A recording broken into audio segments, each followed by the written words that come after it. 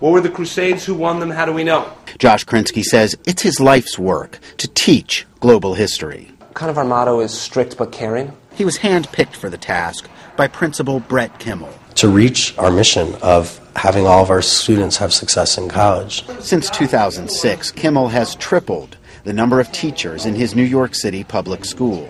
There are now 40 to keep up with the blossoming number of students, 525 and growing. A success story. They didn't want to be left out, so instead they opted to go to work. Now New York City's mayor says he must eliminate 6,000 teachers to balance the budget. The numbers are pretty clear, and we've got to do something about it. The teachers' union rule of last in, first out means that young teachers, like KRINSKY, What's going on in Libya? Does anyone know? will be the first to go. The layoffs will largely be at low-income minority schools, because that's where many new teachers find their first jobs. Parents are left to wonder how it came to this. I think it's just that it's happening so fast, everything, all the changes, and they don't necessarily make sense to the common people. Some of those positions would be filled by transferring more senior teachers from elsewhere in the district, but the number of teachers would drop and class sizes would grow. It's happening across the country.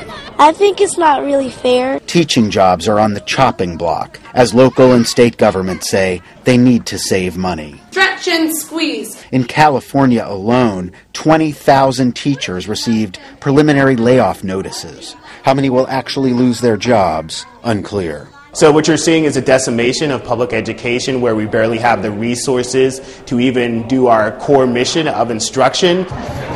It appears the national debate right now is not if teacher seniority rules should be changed, but how.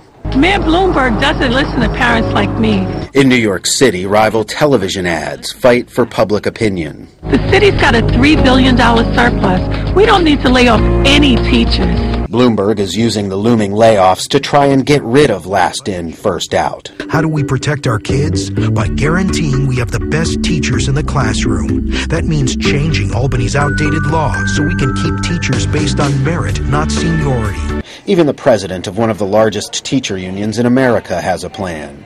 RANDI Weingarten is proposing problem teachers be given peer reviews by other teachers and forced out if they don't improve.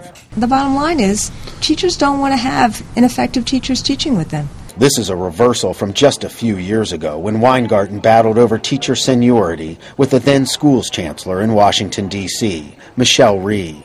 RHEE became nationally famous as a reformer. She now runs an advocacy group called Students First, which she hopes will become a lobbying force in Washington. The education agenda in this country for the last 30-some-odd years has been driven by special interest groups. Many of the proposed layoffs across the country would take effect before the next school year starts. Ted Shaffrey, Associated Press, New York. Are there any questions?